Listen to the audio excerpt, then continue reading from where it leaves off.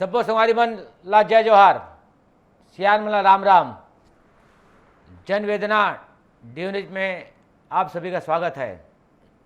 माननीय प्रधानमंत्री जी गरीबों जो अपने परिवार के भरण पोषण चाहे ठंड गर्मी और बरसात हो परिवार के लिए कड़ी मेहनत करते हैं। गरीबों को अपने आश्रय छत ठंड गर्मी बरसात कहीं भी रोड पर टपरे बिना शौचालय के ये अपने बाल बच्चों का पालन करते हैं। प्रधानमंत्री जी ने इनके छत की चिंता कर प्रधानमंत्री आवास ईओडब्ल्यू मकान की योजना लेकर बसा रहे हैं। वहीं बड़े बड़े जमीनखोर अवैध कमाई के लिए इन योजनाओं को बाधा पहुंचाने और सरकारी भूमि को कब्जा कर बड़े बड़े बिल्डिंग सरकारी तंत्र के मिली भगत से कम दर पर भूमि लेकर कॉम्प्लेक्स अस्पताल स्कूल बना रहे हैं। यही नहीं, नियम विपरीत बिना अनुमति के बहुमंजिला भवन का निर्माण जारी है। लोगों को पीड़ा, गरीबियों को छत नहीं और ये किसके संरक्षण में, जबकि नगर निगम जनता का सेवक होता है। पिछली परिषद नगर निगम में महापौर के दबाव में सिर्फ वसूली से बड़े कानून को दरकिनार कर बड़े निर्माण हुए हैं। बिना नियम अमल व अनुमति के बिना विकास राशि के निर्माण को लेकर निगम में बड़ा घोटाला। मेरा स्वयं साक्ष्य मोहा थाना मेन रोड में बाया रोड में कल लाइसेंस व विकास अनुमति से निगम को 29 लाख रुपया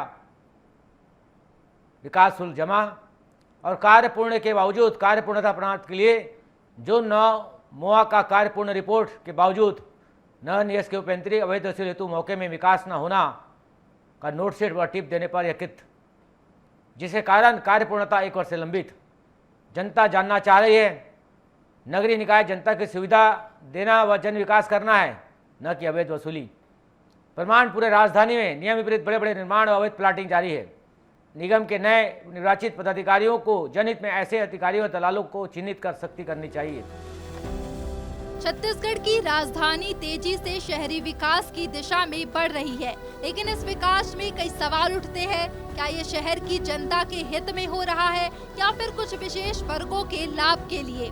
आम नागरिकों की परेशानी लगातार बढ़ती जा रही है। शहर के आवासीय कॉलोनियों में बिना किसी स्पष्ट योजना के बड़े बड़े कॉम्प्लेक्स, अस्पताल और स्कूलों का निर्माण किया जा रहा है।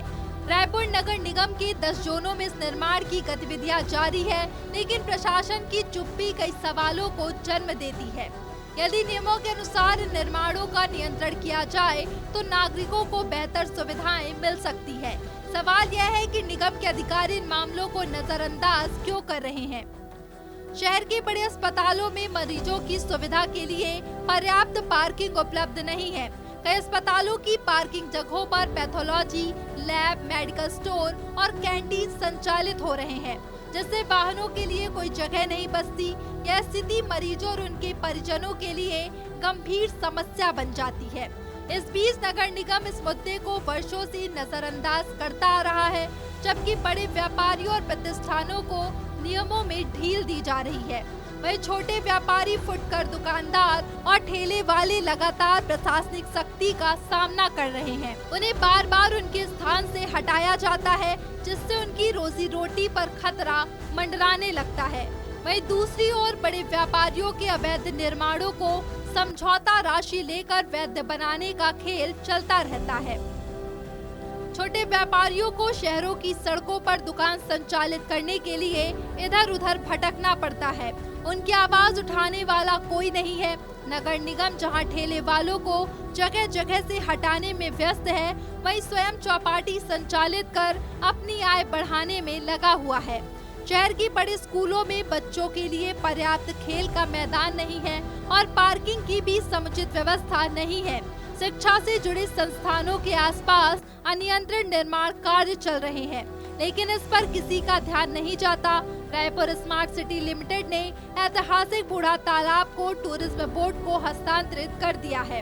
इस तालाब को पर्यटन स्थल में तब्दील करने के प्रयास में पाथवे तोड़ दिए गए हैं और पार्किंग की कोई व्यवस्था नहीं की गई। लोगों के विरोध के बावजूद चौपाटी के निर्माण को बढ़ावा दिया जा रहा है। स्थानीय लोग चौपाटी के निर्माण को लेकर लगातार विरोध कर रहे हैं। लोगों का आरोप है कि एजेंसी तालाब को पूरी तरह व्यावसायिक लाभ लेने के लिए बदल रही है, जिससे उसकी ऐतिहासिक और सांस्कृतिक महत्ता समाप्त हो सकती है। सबसे अधिक चिंता शराब बिक्री की संभावित अनुमति को लेकर है, जिससे आसपास के शैक्षणिक संस्थानों पर नकारात्मक प्रभाव पड़ सकता है। बूढ़ा तालाब के पास स्थित शहर के सबसे पुराने स्कूलों में से एक दानी गर्ल्स स्कूल इससे सबसे अधिक प्रभावित होगा। यदि चौपाटी में शराब की बिक्री को अनुमति दी जाती है तो छात्राओं की सुरक्षा और उनकी शिक्षा के माहौल पर गंभीर असर पड़ेगा। शहरी विकास महत्वपूर्ण है, लेकिन इसके लिए सुव्यवस्थित योजना और आम जनता के हितों को प्राथमिकता देना जरूरी है। रायपुर में नगर निगम और अन्य प्रशासनिक निकायों की भूमिका को अधिक पारदर्शी और जवाबदेह बनाने की आवश्यकता है। आम नागरिकों की सुविधा, पर्यावरण संरक्षण और शहर की ऐतिहासिक विरासत को ध्यान में रखते हुए ही कोई भी विकास किया जाना चाहिए। हम जन सरकार के लिए ये मुद्दा उठाकर महापौर और सभापति के संज्ञान के साथ मंत्री जी को अवगत करा रहे हैं। आज जननेत्रा में इतना ही। देखते रहे DN न्यूज। धन्यवाद। जय हिंद, जय छत्तीसगढ़ महतारी।